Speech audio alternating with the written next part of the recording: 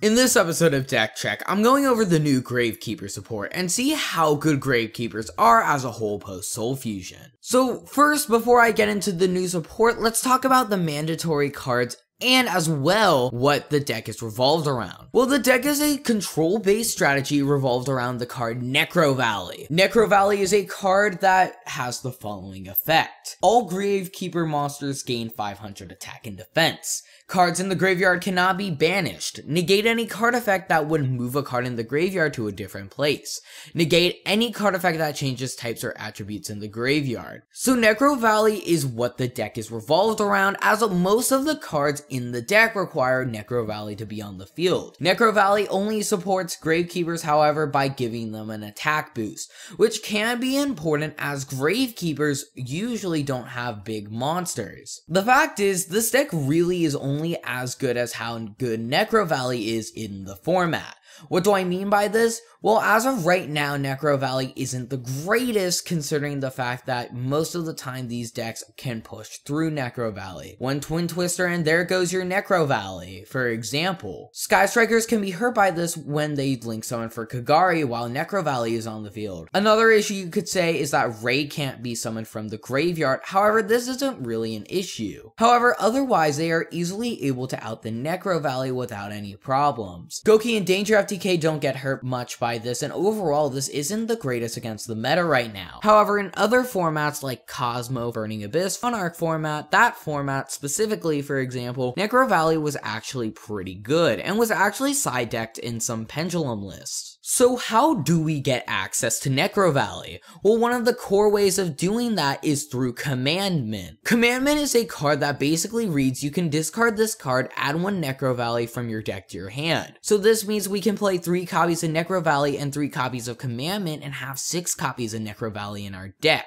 I would much rather play Commandant than Terraforming any day of the week, as this is also a Gravekeeper monster. This is relevant because first off, obviously it's a Gravekeeper monster, you want to see your Gravekeepers. But as well, the fact is that some cards require you to have a Gravekeeper monster, and that's where this card is really good. The reason why it's relevant that it's a Gravekeeper monster is, for example, because of the fact that the fusion monster Gravekeeper Supernaturalist requires 2 Gravekeeper monsters, and you can use Commandant in your hand. This is a very solid card, and you do need to run 3 copies of it. One cool thing, however, is this deck has a lot of accessibility to this card as well, with, for example, a card like Recruiter. Recruiter is a card that is also mandatory, as it floats into other core pieces like Commandant. For example, Recruiter has the effect that states when it's sent from the field to the graveyard, add 1 Gravekeeper monster with 1500 or less defense from your deck to your hand. This is really good considering link summoning is a thing, and overall it can still float into whatever Gravekeeper you want. Gravekeeper's Cleric is a new addition from Soul Fusion that is very important to the strategy now. If it's summoned, you can target 1 level 4 or lower Gravekeeper's monster in your graveyard and special summon it in attack position or face down defense position. And you might be wondering, isn't this effect stopped by Necro Valley? Well, it has the special condition that its effect is unaffected by Necro Valley. So why is this card important? Well, it helps you turbo out more monsters. For example, if you need to go for a link play, you can normal summon Cleric, special Recruiter from your graveyard, and then link summon for whatever link monster you need in that scenario, and then you get Recruiter's effect as well. It's a 1-card Apprentice Witchling, it's a 1-card Link 2, technically it's also a 1-card rank 3, but you're not really going for rank 3s anymore. Overall, Cleric is very important to the strategy. As well, one niche scenario that can come up if you're playing Gravekeepers Spy is the fact that it says face down defense position. What this means is if you summon Gravekeeper Cleric, that means you can also summon Gravekeeper Spy from your grave in face down defense position if you need to trigger its effect again. But besides that, Cleric is very important at speeding the deck up, putting more monsters on the field, etc., and Cleric does that job very effectively. An issue with this, however, is the fact that it can easily be hand trapped, and that's one issue with this deck. This deck can very easily be infinite impermanence, effect veilered, ashed, etc. This deck is very fragile, especially considering the fact that it's very normal summon reliant as well. For example, most of the cards you're going to summon require you to set them face down or normal summon them. You're almost never going to special summon in this deck unless you have turbo cards like Scapegoat, or you normal summon Cleric in order to special summon a monster from your graveyard. The next card I'm going to talk about is Spiritualist. Spiritualist is very important now to the strategy, as it's your really only access to the fusion monsters that just came out in Soul Fusion Supernaturalist. As long as Necro Valley is on the field, you can fusion summon using it and monsters from your hand or field as material. Spiritualist is much better than using a card like Polymerization, as you are much more resource efficient, and Spiritualist is much more searchable. Talking about Polymerization for a second, it's actually really bad in the deck, as you really don't want to turbo out Supernaturalist. While Supernaturalist is a good card, it's not a card that can define the deck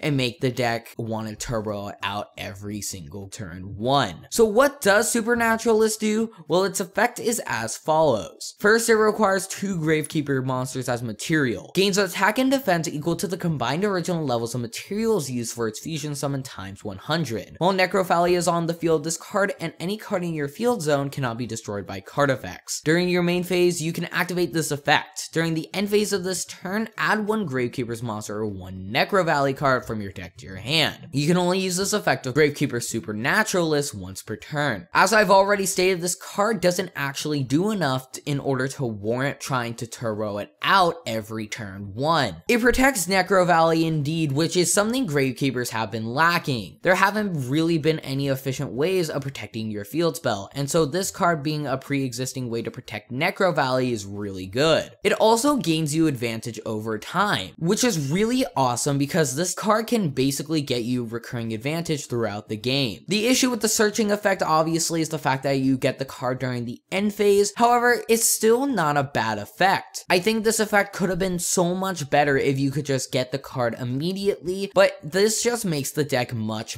slower, and I think this is the real reason why you don't want to turbo out Gravekeeper Supernaturalist every turn 1. It's a pretty good card, don't get me wrong, but it's nothing like a totally awesome or an Altergeist Hextia. While this card isn't as good as them, however, its in nature is very similar, as you want to establish this card as fast as possible, but you don't want to play very bad cards in order to do so, like Polymerization for this example. It also doesn't give you much protection. Sure, it protects Necro Valley and itself, but that's not really good enough. Totally Awesome and Altergeist Hextia give you negation effects and can float into other powerful cards. While this can get you access to more cards, that doesn't change the fact that it doesn't really do much besides getting you cards. Throne of the Necro Valley is the last good Gravekeeper card from Soul Fusion. Basically, long story short, it's either a double summon or a Rhoda for Gravekeepers. This card is absolutely amazing for the archetype, as you can easily get access to all of your main deck monsters, which you really want to have access to and a toolbox in order to get access to them. Throne also can help speed up the deck with the additional normal, however this effect won't really come in that much. You're going heavily neg in order to commit to an additional normal summon. The final card from Soul Fusion is Sacred Temples of Necro Valley. I'm going to be blunt with you here, it's just so bad. Its effect states, while a Gravekeeper's monster and Necro Valley are both on the field, monsters your opponent controls lose 500 attack and defense. Once per turn during the main phase, if you control no cards in your field zone, you can activate 1 Necro Valley directly from your hand or graveyard. If this card in your possession is destroyed by an opponent's effect and sent to your graveyard, you can set 1 Necro Valley spell/trap directly from your deck, except Necro Valley Temple. One of the main issues is the fact that it's only good for giving an attack reduction. This really doesn't do much whatsoever.